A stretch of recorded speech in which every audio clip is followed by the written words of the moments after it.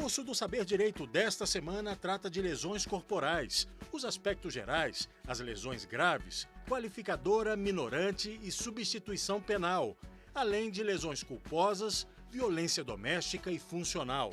As aulas são com a professora Daniela Tognoli. Olá, telespectadores da TV Justiça. Sejam bem-vindos a mais um Saber Direito. Eu sou Daniela Tognoli, sou advogada e professora e a nossa aula dessa semana será de Direito Penal. Nós vamos estudar as lesões corporais. Eu gostaria, antes de mais nada, comentar com vocês sobre a metodologia da nossa aula. Necessariamente, eu ficarei com o meu código penal aqui aberto no meu notebook, enquanto você, seja no seu notebook ou no seu vadimeco, eu gostaria que você acompanhasse comigo. Porque é imprescindível, para que você compreenda a extensão das explicações, que você veja o texto que está sendo mencionado. Essa é uma metodologia muito necessária no direito penal, principalmente pelo fato dos aspectos e princípios aí que sustentam a tipificação penal. Ou seja, nós só podemos considerar crime aquilo e na exata medida do que está escrito na lei. Por isso eu te peço, coloque um papel, coloque lápis, faça as suas anotações, as suas dúvidas, mas leia a lei comigo. Eu farei isso, espero que você faça também, ok? Então, vamos lá. O nosso tema principal da aula são as lesões corporais. Então, nós vamos estudar nas 5 aulas todo o artigo 129, porque é um único artigo, mas ele é extenso, ele possui 12 parágrafos. E dessa forma, então, nós vamos buscar dividir os assuntos ao longo das 5 aulas, organizando o conteúdo, principalmente pela semelhança do que vai ser debatido, discutido com vocês. Uma das questões que eu trago é não só apenas comentarmos o direito penal, colocarmos o que vem a ser os aspectos trabalhados pela doutrina, mas refletir sobre o direito penal. Isso é muito importante. Infelizmente, da maneira como muitos vêm estudando o direito penal, nós corremos o risco de um engessamento muito grande das reflexões que poderiam ser feitas em cima do direito penal e não são feitas pela repetição de respostas, repetição de pontos de vista. Vocês precisam aprender a refletir o direito penal, a inovar o direito penal. Então a gente vai tentar fazer isso aqui também, juntos, né? Eu colocando as minhas reflexões, vocês fazendo de vocês, certo? E esse curso, ele se destina aos estudantes de direito, mas não somente, se destina também ao advogado, ao bacharel. Ele é destinado para aquelas pessoas que pretendem fazer concurso, a prova da OAB, e mais, para aqueles curiosos, para os interessados, e principalmente, por causa do tema de hoje, para pessoas que trabalham com profissões, com atividades de risco. E são muitas, talvez as pessoas nem tenham consciência disso. São muitas, o médico, o profissional da saúde, o dentista, nós temos os engenheiros, são várias as profissões que permanentemente estão colocando a saúde, a integridade física e até mesmo a vida das pessoas em risco. E ouvir, entender os aspectos da caracterização e das consequências de se causar uma lesão corporal, seja de forma dolosa ou seja de forma culposa, é muito importante. Eu penso que ajuda muitas pessoas a terem consciência dos seus atos na vida em sociedade. Porque, no caso do crime culposo, já sabemos e vamos comentar profundamente, né? Ninguém pretendia causar a lesão, mas ela vai acontecer. E é esse o problema, essa é a grande questão, certo? Então é isso. Vamos lá. Abra o seu Código Penal e direcione-se para o artigo 129. No artigo 129, nós temos o nome iuris desse crime, lesões corporais, e temos o conteúdo do caput. Então, nós vamos começar analisando o conteúdo desse caput, com vista já na classificação, na análise de classificação doutrinária desse crime. E você vai ver que a classificação doutrinária não é algo que precisa te fazer sofrer.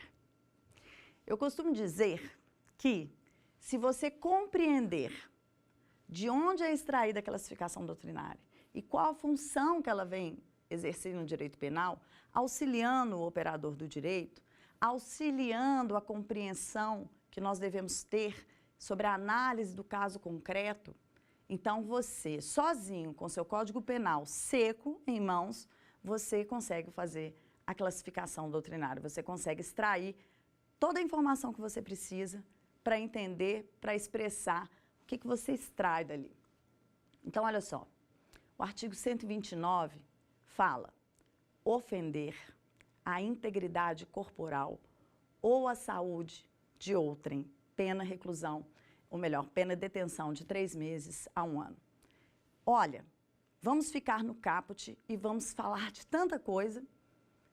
Primeiro que nós temos, pela sistemática do Código Penal, que no artigo 129 caput, por essa pena, que é considerada uma pena que vai caracterizar esse crime como um crime de menor potencial ofensivo, certo? Detenção de 3 meses a 1 ano, menor potencial ofensivo.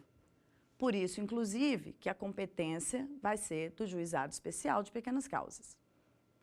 E, então, nós observamos que, pela sistemática do Código Penal, no instante em que ele determina que parágrafo 1º e parágrafo 2º tratam de lesões graves, nós, por exclusão, ou seja, se as hipóteses não se enquadram nem no parágrafo 1º, nem no parágrafo 2º, então só pode ser uma lesão leve.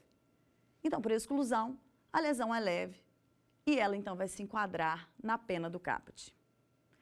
Vamos fazer uma análisezinha do que está escrito? Vamos entender isso na linguagem do direito penal?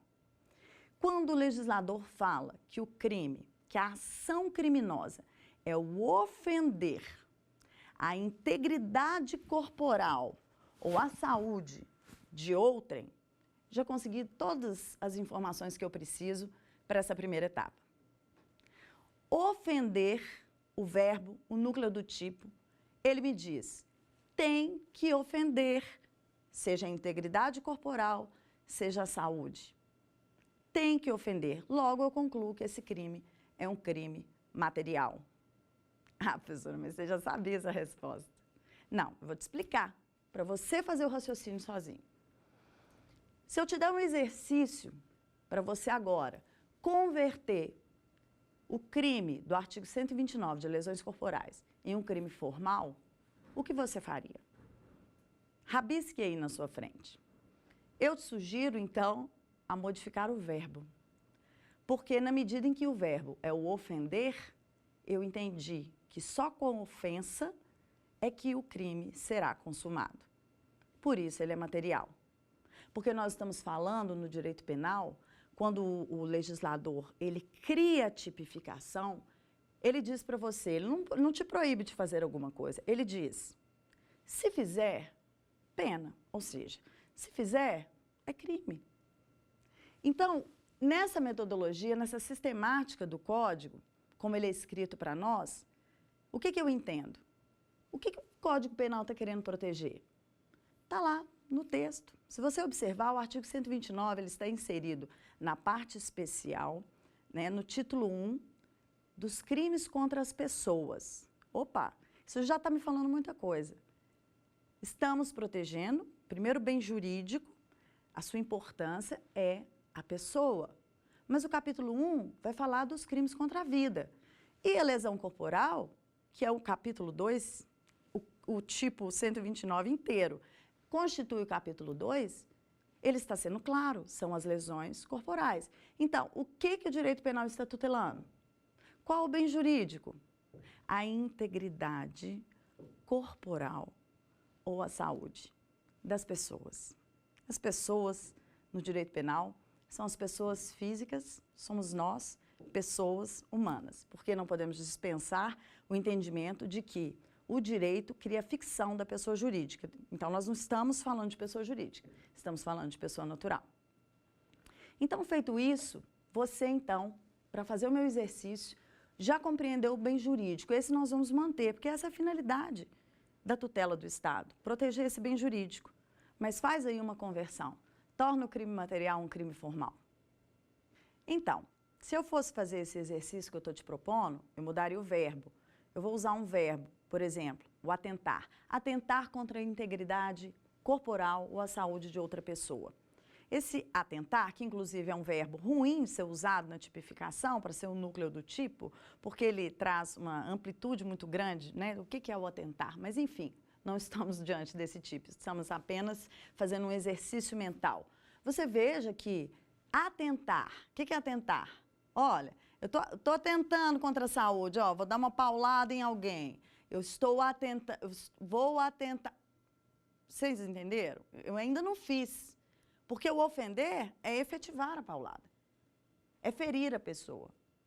O atentar é tomar medidas, providências para já me mostrando intencionada a fazer. Mas eu posso até fazer, se esse crime fosse formal, eu poderia ou não fazer, e se fizer eu estarei exaurindo o tipo penal. Entenderam a diferença? A diferença do crime formal para o material?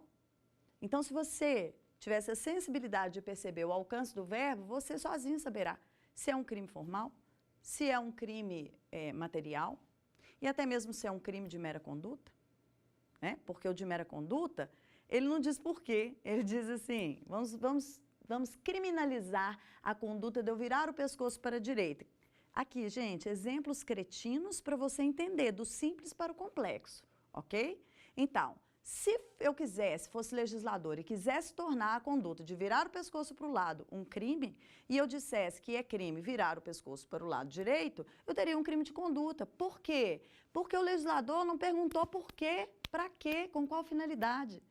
Ele disse apenas que se eu praticar a ação já será crime, né? Então, ele não diz apenas atentar contra ninguém, ele não diz apenas atentar contra a integridade corporal à saúde, ele diz ofender, então o crime é material. Eu tenho que ter ofensa, né, ao bem jurídico tutelado.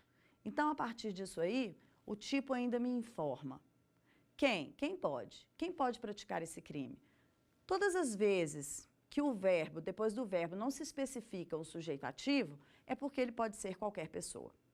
E todas as vezes, então, que ele coloca um outrem, é qualquer pessoa também. E com a evolução que nós fomos tendo, os acréscimos que foram surgindo no artigo 129, nós passamos a ter mais exceções a essa regra, ou seja, o caput nos diz que é qualquer pessoa, mas o parágrafo 1º e 2º já nos trazia, né, um sujeito passivo próprio, que era nos casos lá que nós ainda vamos estudar, quando você tinha figura da gestante, seja para a aceleração do parto, seja para a caracterização do aborto. Mas isso se ampliou ao longo do tempo. Então, hoje nós temos a questão funcional dos agentes públicos, nós temos aqueles sujeitos que estão mencionados lá na violência doméstica, nós temos aqueles sujeitos especificados em razão da sua idade, da sua condição de saúde. Então, vejam bem, a exceção, ela só vem crescendo, mas pelo caput nós podemos dizer, é qualquer pessoa. E em situações específicas nós teremos um sujeito passivo próprio, certo? Então, fazendo essa observação toda, nós vamos entender esses elementos que estão constituindo esse tipo penal. Esse tipo penal, ele está constituído, além do verbo, núcleo do tipo, ofender, né? Nós temos o sujeito passivo, o sujeito ativo e temos a integridade corporal e a saúde. Do que nós estamos falando? O que é a integridade corporal? É o corpo físico íntegro. O que é essa integridade? Só vai caracterizar a lesão corporal se o corpo minimamente sofrer alguma alteração que não é natural dele. Então, se você sofrer um pequeno corte, você vai ver o quê? O estado de integridade da sua pele alterado. Se você receber uma pancada e dessa pancada você ficar com roxeado, nós saberemos, embora visivelmente na minha pele, a pele em si esteja íntegra, porque ela não tem ranhuras, ela não tem nenhuma lesão que faça romper o tecido, eu sei que aconteceu alguma coisa dentro de mim. Por quê? Porque houve derramamento de sangue. Por isso, inclusive, é que eu fiquei roxa. Então, o que vai acontecer? você então vai observar o resultado no corpo. E então nós teremos a caracterização da lesão. Sem isso, nós não temos lesão. Por isso que nós analisamos a questão dos hematomas, eles caracterizam lesão. Mas o que é chamado de eritema, que é uma vermelhidão, ele não caracteriza lesão. E é muito simples de entender. Se eu te der um tapa, vou dar um tapa agora em mim. Se eu der um tapa em mim, daqui a pouquinho vocês vão ver, vai ficar vermelho mesmo. Por que ficou vermelho? Porque esse atrito, essa força que eu exerci sobre o meu organismo nesse local, fez com que os meus vasos sanguíneos, que estão obviamente debaixo da minha pele, que eles ficassem excitados, que eles ficassem inchados, dilatados. Essa dilatação, então, ela vai provocar vermelhidão. Mas como ficou vermelho e daqui a pouquinho passa, eu tenho certeza, eu não rompi nenhum vasinho. Não teve derramamento de sangue. Pode ter doído, pode ter até me ofendido, mas o corpo continua íntegro. É esse o sentido, então, da ofensa à integridade corporal. Já a saúde, ela diz respeito a questões mais subjetivas, porque diz respeito à saúde mental, à saúde psíquica, à saúde fisiológica. Então, nem tudo que a gente vê e nem tudo que a gente consegue, né, ter a percepção ou a constatação material. Porque um órgão dentro de mim, ninguém está vendo se aconteceu alguma coisa com ele. Mas eu terei sintomas e existirão exames para fazer essa constatação. E no campo da saúde mental e psíquica, então, nós teremos avaliações por profissionais dessa área que tem com fundamentos científicos para analisar a situação, então, mental e psíquica das pessoas. E aí surge uma questão. Eu não posso ofender a integridade corporal e a saúde de outrem, mas é a minha. Gente, o direito penal ele não pune a autolesão por diversos fundamentos. Um deles é porque o próprio tipo está falando que é o outrem. É o outro, eu não posso ofender o outro. Se eu quiser serrar o meu braço,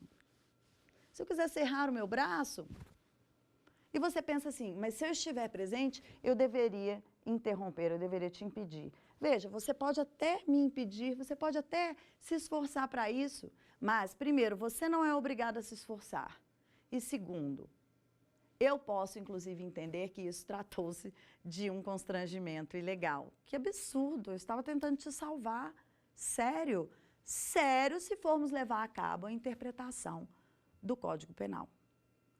Uma vez que o artigo 146 do Código Penal, que é o crime de constrangimento ilegal, fala em seu parágrafo 3º, que não caracterizará o constrangimento ilegal quando o médico for fazer uma intervenção a despeito da sua vontade, ou seja, eu não quero, doutor, eu não quero que o senhor faça isso para salvar a minha vida. Se você estiver correndo risco de vida, antes não. Se não tiver e ele for fazer uma intervenção e você não quer, ele vai ficar lá esperando assim, ó, você entrar em estado de emergência. A hora que o seu organismo entrar nesse estado de emergência, que é quando ele identificar, né, o risco que você está correndo, a despeito de você querer ou não, ele não praticará o constrangimento ilegal. E a outra forma aí, que não caracteriza, é se você quiser impedir alguém de se suicidar, de eliminar a própria vida. Olha, pela norma penal, essas duas são as exceções do constrangimento ilegal.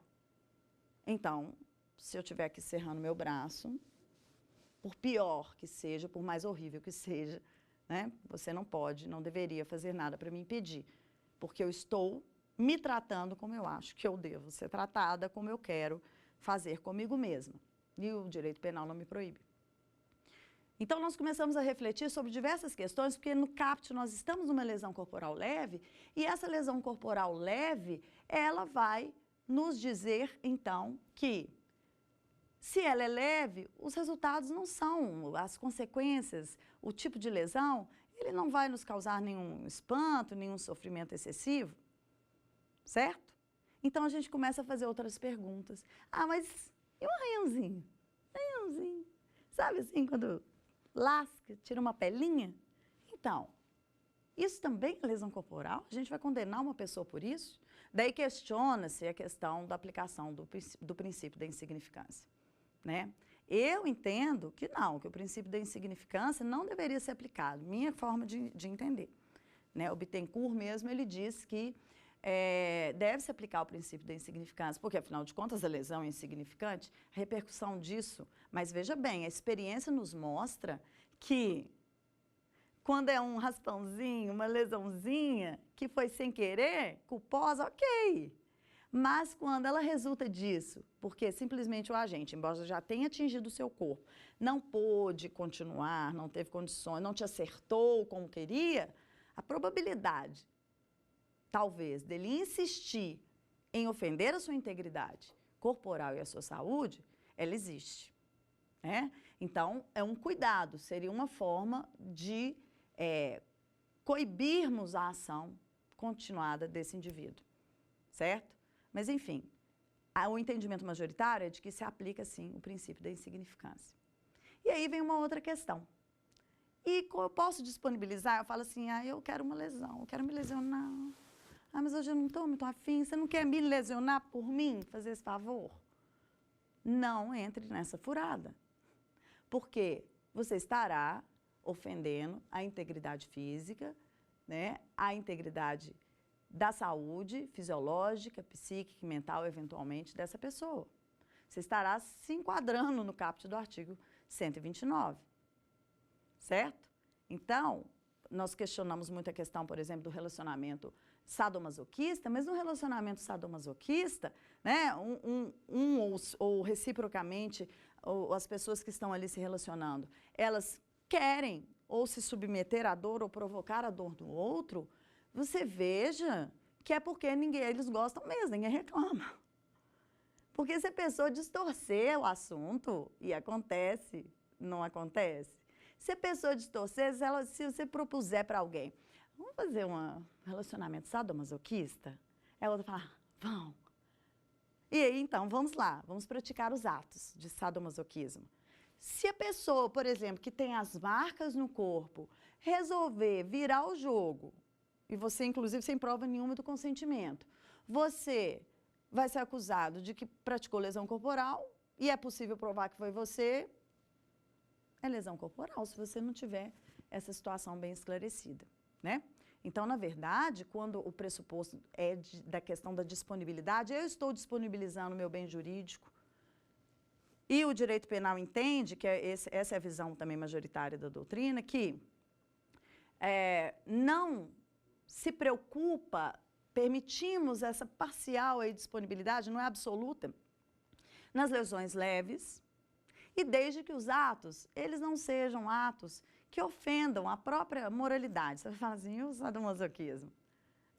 Eu nunca vi ninguém praticando sadomasoquismo em praça pública. Né? Então, a gente já entra na questão da intimidade, da privacidade, que entre quatro paredes a gente não sabe, né, o que está sendo ali praticado, não é? Temos aí, então, questões que vão surgir, né, como, por exemplo, a pessoa que te empurra, a pessoa que coloca o pé para você tropeçar, a pessoa que te dá um tapa na cara. Isso caracteriza lesão? A pessoa que corta o seu cabelo. Então, nós temos que, na verdade, identificar qual era o dolo, qual a intenção da pessoa quando ela fez. Veja, eu acabei de dizer que um tapa na cara não vai caracterizar a lesão. Por que não vai caracterizar a lesão? Porque, possivelmente, esse tapa na face vai provocar o vermelhidão, mas daqui a pouco vai passar. Possivelmente não haverá esse derramamento de sangue. E aí fica até difícil constatar, né? Então, muitas vezes, nós vemos isso de outra forma, como, por exemplo, uma injúria real. Olha aí no seu Código Penal, artigo 140, no seu parágrafo 2º, a injúria real, que a pessoa, querendo injuriar a outra, usa uma agressão física, a cusparada na cara, o tapa na cara, até colocar o pé para a pessoa tropeçar, tá vindo a outra lá toda linda, né, e poderosa, se achando. Por quê? Vamos acabar, vamos cortar esse ego, gente. Coloca o pé, a pessoa cai, fica sem graça, acabou. O intuito, se for de humilhar, ele vai caracterizar a injúria real. Contudo, em outras situações, que é quando as pessoas estão dispostas a se atracar, sabe? Os corpos já estão posicionados para o ataque, e eles partem para esse ataque, mas não chegam a exercer a violência física um contra o outro, a ombrada, é o empurrão, é o puxão de cabelo, aí nós temos as vias de fato, que é uma contravenção penal. Olha aí na Lei de Contravenções Penais, no artigo 21, dá uma olhadinha. Enquanto isso, eu vou preparando aqui, eu vou chamar para vocês o quiz para a gente analisar quais questões nos foram propostas.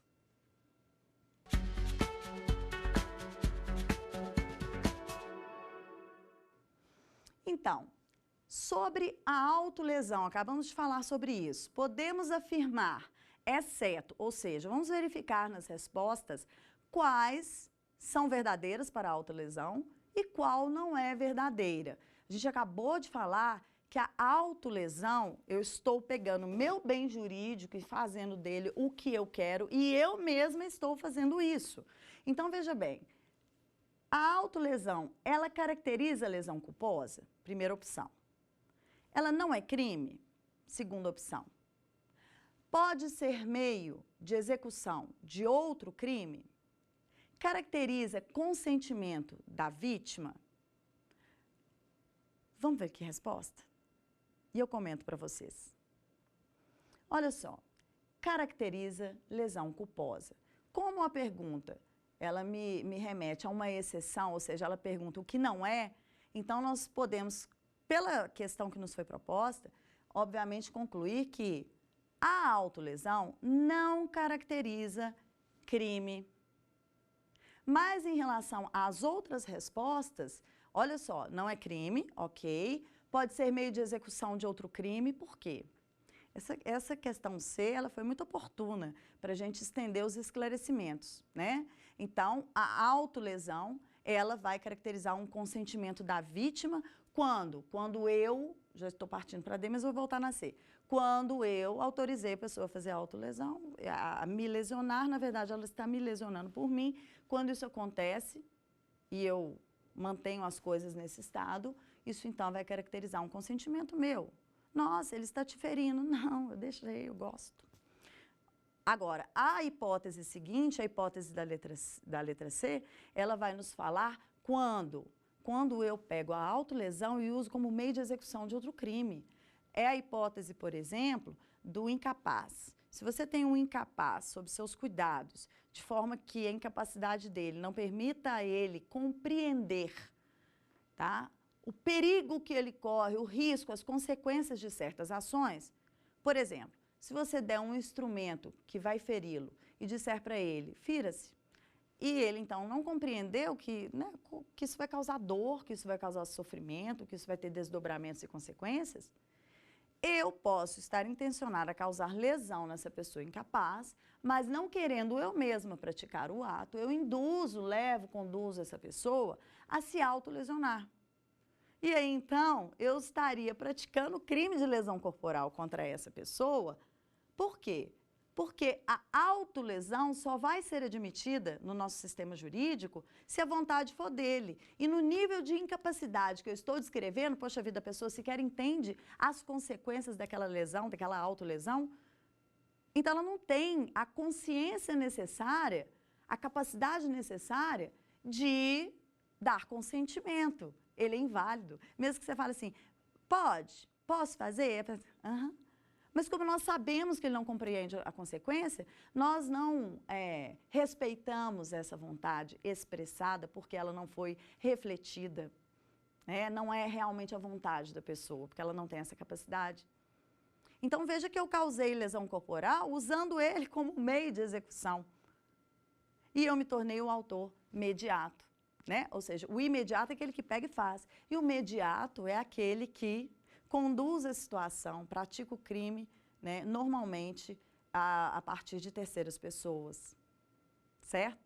Então, nós vamos observar aqui na questão das lesões leves que há uma interseção muito grande com outras possibilidades jurídicas.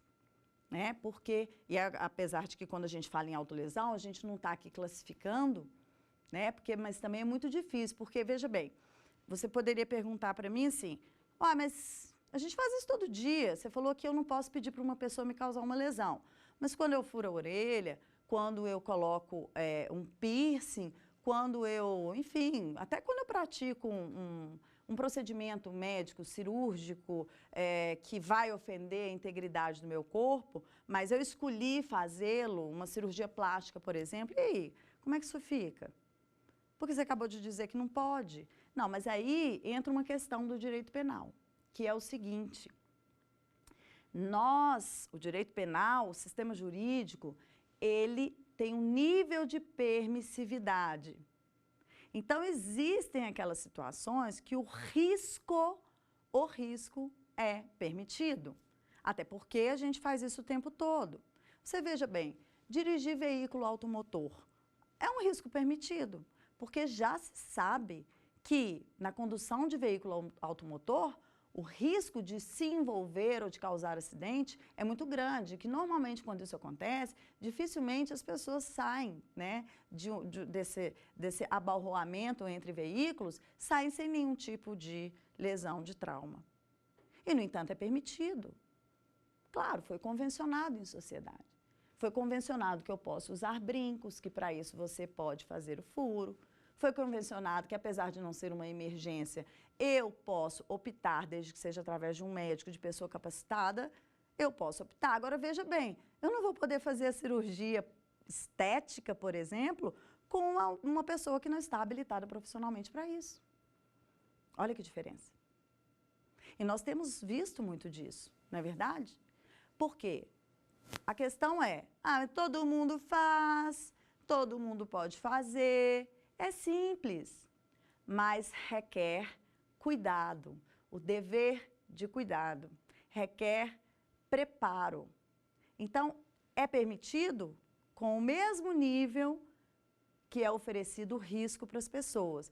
Furar uma orelha é mais tranquilo, espera-se uma consequência, ou nenhuma até, a não ser o próprio furo.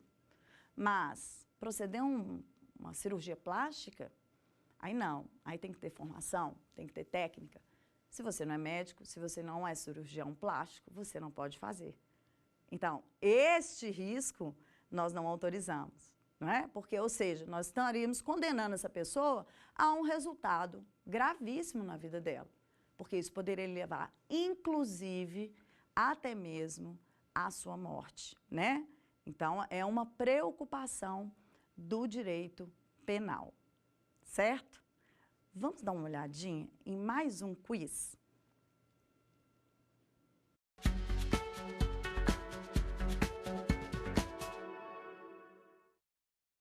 Pune-se a tentativa na lesão corporal.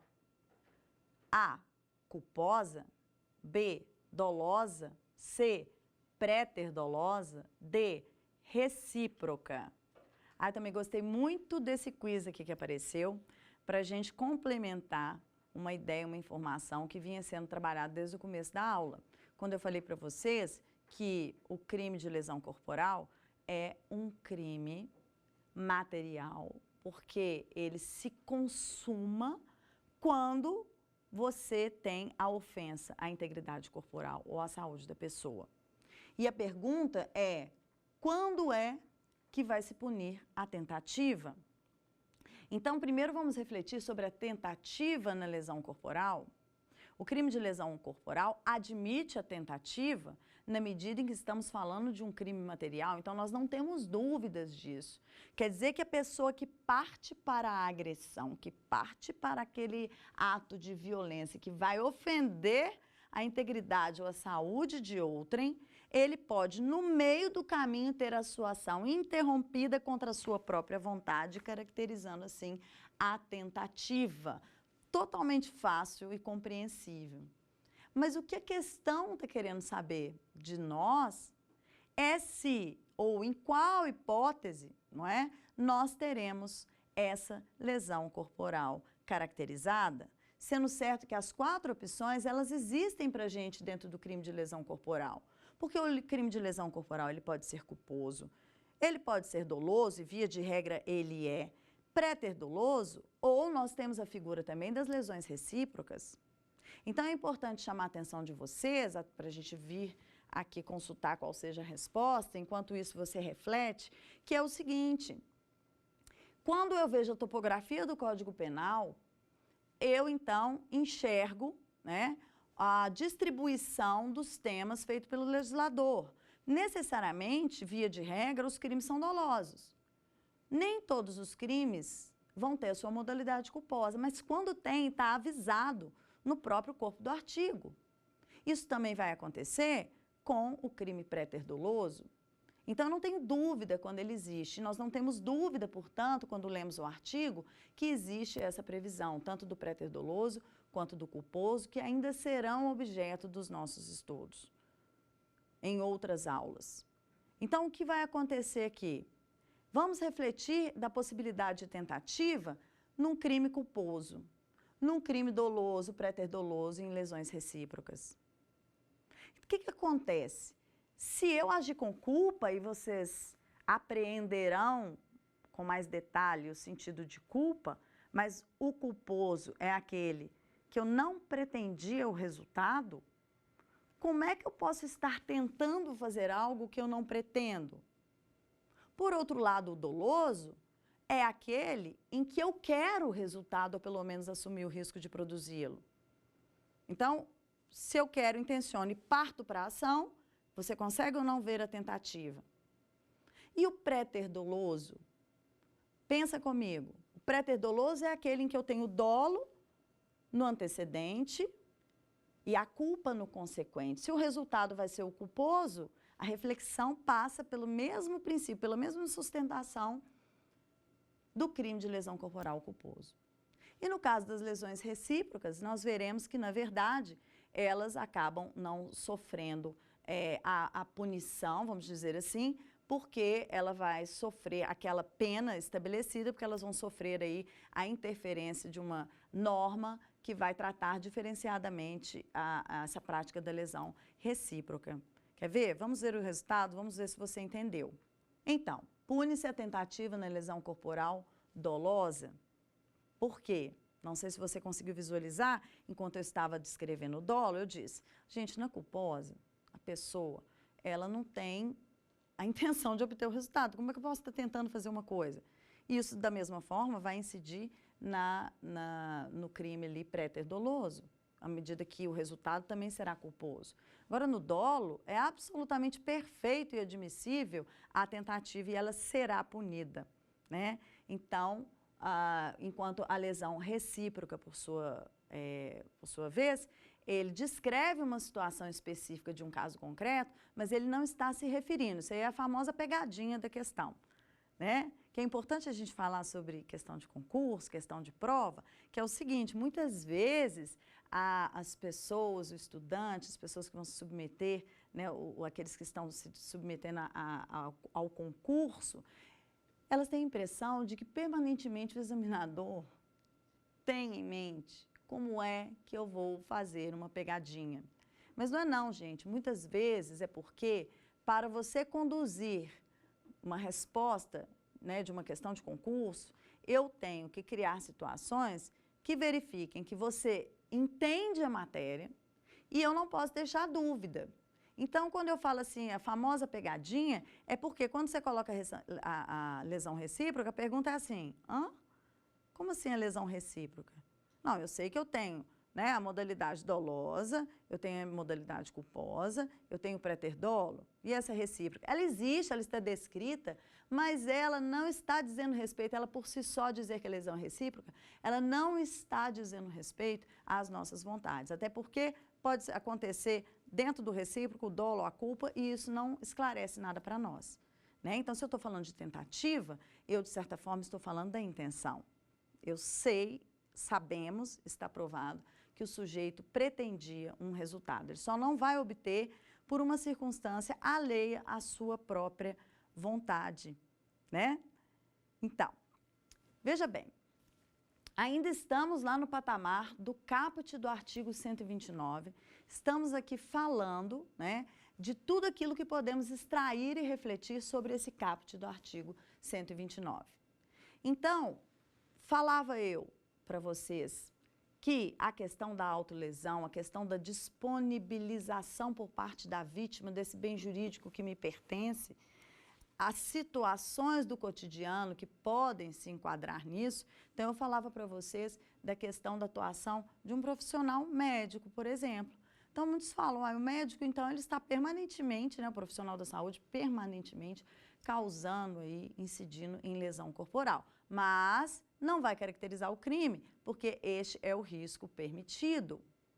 Diferente dele não proceder corretamente, que nós veremos lá na aula que falaremos exclusivamente do crime de lesão corporal culposa, a nossa aula 3, nós vamos estudar justamente o que leva uma conduta que, a princípio, sem intenção nenhuma, né, ela deveria ser praticada sem o desejo de causar lesão e venha a causar essa lesão.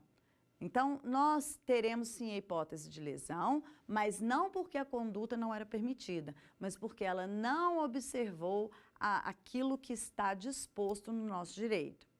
E isso dá a impressão, gente, de que a gente deveria ter um código permanentemente ou estar estudando permanentemente o direito, quando, na verdade, as pessoas, de uma forma geral, se não estudaram o direito, se não foram informados, não sabem necessariamente qual seja o contexto desse direito.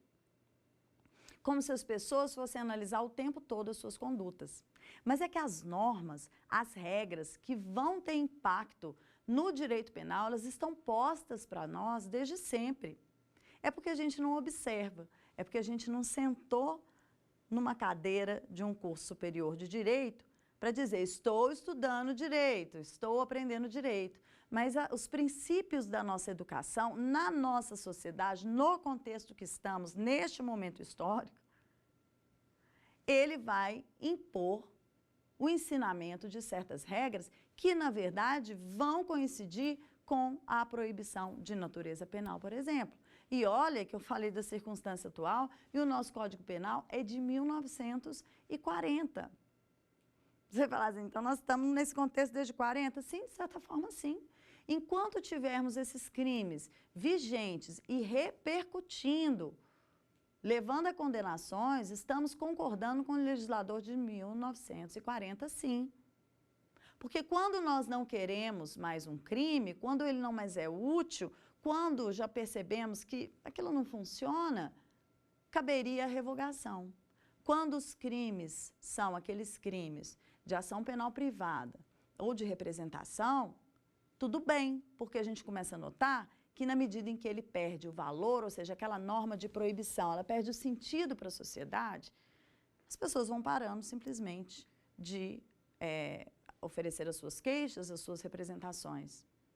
Mas enquanto as ações penais forem públicas para aqueles crimes, é preciso fazer uma revisão de todo o sistema para concluir se queremos ou não criminalizar uma certa conduta, certo?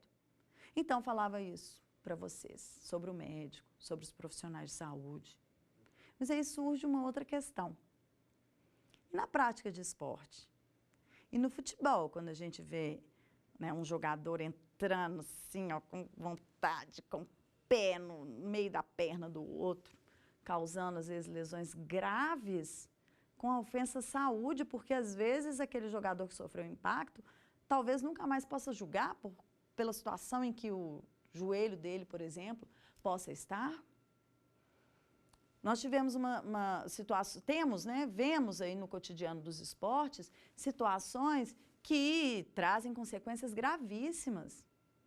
O próprio boxeador, ele corre um risco altíssimo enquanto ele desempenha aquela prática dele. E, no entanto, está lá autorizado. Nunca vi ninguém dar voz de prisão em flagrante enquanto o esporte está acontecendo. Porque, se for crime, até você pode dar a voz de prisão em flagrante. Porque, segundo o Código de Processo Penal, qualquer do povo pode e as autoridades devem. Então, se você estiver lá assistindo um esporte e entender que aquela lesão que está sendo causada no outro, né, entre aqueles que disputam aquela partida, ela é intencional, ela é proposital, ela extrapola o limite do permissivo dentro das regras, essa é a questão. As regras do jogo, as regras do esporte. Se a lesão resulta da própria prática do esporte, se essa lesão, ela nos possibilita, né, deduzirmos que não tinha outra maneira de praticar o esporte sem ela, ok, ela é permitida. Mas quando ela extrapolar as regras, quando ela resultar da inobservância dessas regras, aí o assunto é diferente, né? E poderia, inclusive, ter uma prisão em flagrante. Vamos observar mais um quiz para a gente fazer novas reflexões.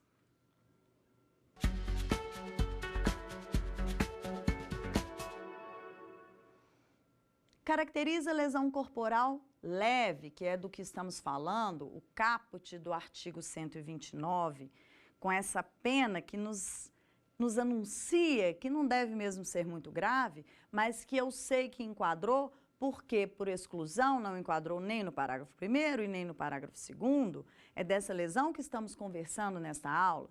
Então, não caracteriza a lesão corporal leve o corte de cabelo contra a vontade da vítima, o tapa na cara, o empurrão, colocar o pé e fazer a vítima tropeçar.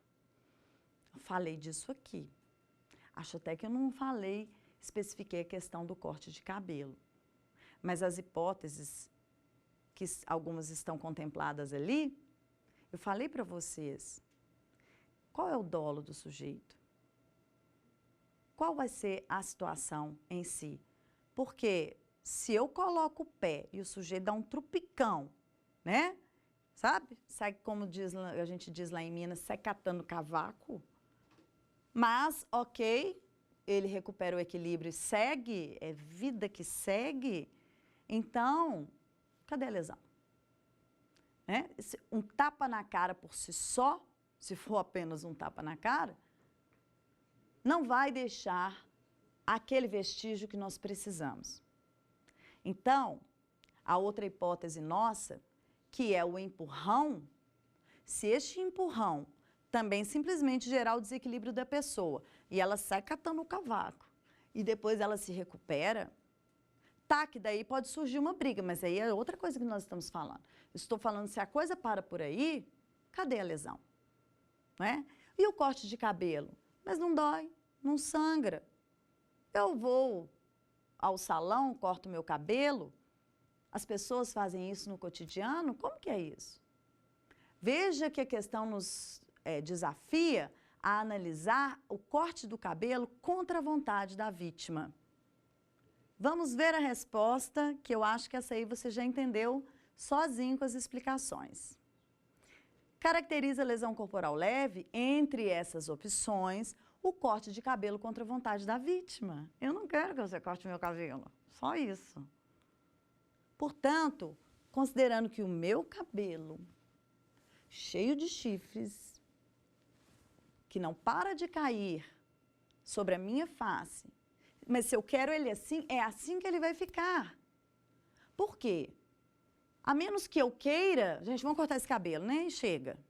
A menos que eu queira, se eu não quiser, ninguém tem o direito de tocar nele, de tirar aquilo que eu concebi para ele. Portanto, causando em mim uma lesão, porque não dói? Não, não dói. Mas dor não é elemento constitutivo da lesão. Eu posso ter lesão sem dor. E posso ter dor, inclusive, sem lesão. Porque dizem aqueles que estudam essas questões que a dor pode ser até psicológica. Então, a dor não é... mas eu não sangra. Não sangra porque nós não temos vascularização no fio do cabelo, mas ele compõe o meu corpo. E nós estamos falando de um crime que prevê a ofensa à integridade corporal. Eu estava íntegra, como eu me concebi e admito, com o cabelinho desse jeito. Se a pessoa corta contra a minha vontade, não. Aí não. Aí é lesão corporal. E tem, né, gente? Tem gente ruim no mundo, né? Quando a gente fala de direito penal, a gente sabe que tem muita gente boa no mundo, mas a gente inevitavelmente está falando das pessoas, muitas vezes, as ruins, né? Tem muita gente com ideias maliciosas, né? E às vezes corta o cabelo de alguém com uma maldade tal para até causar humilhação para essa pessoa. Então, a princípio, se eu não tenho esse elemento, é lesão corporal leve. Por quê? Porque eu não tenho essa hipótese no parágrafo 1º nem no parágrafo 2º do artigo 129. Então, o que vai acontecer? A princípio, é lesão. Mas poderiam até ser outras coisas.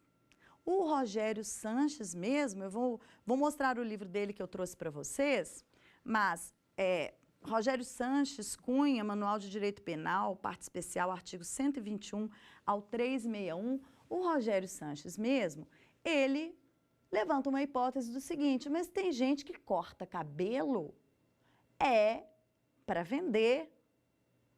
Quanto mais longo, quanto mais sadio, quanto mais, né, ele tiver um aspecto aí que viabilize a comercialização dos fins que pretendem, aqueles que compram, mais possível é que se corte um cabelo para, então, fazer a venda.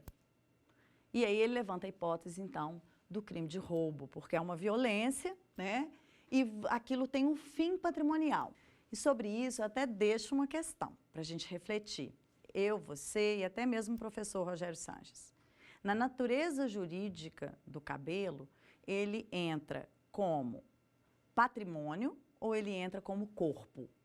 Porque isso nos ajuda, né, nos orienta nessa tomada de decisão de como é que é feito o enquadramento do crime. Porque, eu digo para vocês, onde eu falei no começo da aula, às vezes é questão de prova, às vezes uma questão de concurso, às vezes uma imposição, uma exigência de que o direito penal tenha respostas exatas, vai prejudicar muitas vezes a prática do direito penal. Por isso que essa aula também é para advogado, para a gente poder refletir juntos aí dos operadores do direito, os delegados, os promotores de justiça, que são as pessoas que recebem o fato criminoso, gente. Ninguém presencia um fato criminoso e chega na delegacia e fala, olha, eu vim aqui fazer uma representação. Aí a pessoa que atende fala, o que aconteceu? Então, foi uma hipótese lá do artigo 129 caput. Ninguém fala isso. As pessoas, elas relatam o fato criminoso. E daí a subsunção do fato à norma. Porque enquanto você conta ou enquanto eu observo um fato, eu fico aqui com direito penal no código assim, ó, fato, lei, fato, lei. Meu Deus, deixa eu ver isso aqui que está acontecendo, onde é que eu enquadro? E isso é fazer a capitulação desse crime que está sendo relatado, inclusive analisar se é crime. As pessoas chegam e contam, nossa, eu estava em tal local e aí aconteceu que... E aí então fulano, por exemplo, cortou o cabelo de cicrano. Pode ser cicrana, pode ser cicrano. E aí, enquanto isso, o operador do direito está ouvindo e pensando, a cabeça dele está indo lá nos tipos penais e localizando, achei. É uma hipótese. Pode ser que quando eu investigue, eu descubra mais, eu descubra que foi diferente, não é bem esse tipo penal. Então, esses elementos, né, eles vão contribuir para nós fazermos esse enquadramento e, às vezes, aquelas respostas muito taxativas, isso é isso, aquilo é aquilo, dificultam a noção de quem vai realmente operar o direito penal. Então, essa é uma questão muito importante para nós, né? Temos que nos permitir fazer reflexões sobre cada caso concreto. Refletimos sobre hipóteses e, normalmente, o que motiva a nossa reflexão são os fatos. Dificilmente a gente fica se imaginando, assim, deixa eu imaginar uma coisa que nunca aconteceu, quer ver? Normalmente a gente vai se basear no que acontece ou que passou a acontecer. E aí, então, nós vamos nos preocupar com aquilo. Até porque o direito penal, como gostam de expressar, é a última ratio, ou seja, só vou utilizar desse ramo do direito quando for extremamente necessário. Vai ser a última medida nossa. Por isso até que eu ando gostando muito de me dedicar ao direito penal da vítima, porque uma outra questão que surge para a gente é o quanto as pessoas não têm a menor noção de que elas são vítimas de certos crimes. né? Então, a cultura também vai estabelecendo. A nossa tolerância, ela vai nos impedindo de enxergar, muitas vezes, quando o crime, ele acontece. Certo? Olha, lesões corporais, quanto mais a gente fala, mais a gente quer falar. Mais coisa tem para falar. Se vocês estivessem aqui comigo, essa aula não terminaria tão cedo, porque eu tenho certeza que você traria tantas outras hipóteses para mim, porque você tem outras experiências que eu não tenho, e você traria casos que eu nunca pensei, eu nunca vi, e o diálogo não termina. Mas nesta aula, nós vamos ficar por aqui. Nós nos propusemos, então, nessa primeira aula sobre lesões corporais, a conhecer o caput do artigo, a refletir, então, fazendo aí a análise de uma classificação doutrinária básica, né? Porque existem mais itens para classificarmos, mas isso já nos permite fazer muitas reflexões afirmativas sobre o crime de lesão corporal. Nós analisamos aqui a questão do princípio da insignificância, da lesão leve, portanto, da autolesão, da disponibilidade ou não, da possibilidade ou não de se disponibilizar, né, esse bem jurídico. Vimos, então, que isso é restrito, não é absoluto, é possível, mas não em qualquer circunstância. O ato não pode caracterizar imoralidade, não podem ser lesões mais do que as leves, as graves. E é isso, então. Eu espero vocês na próxima aula, a aula 2, para estudarmos as lesões corporais graves, dando continuidade, então, ao tema.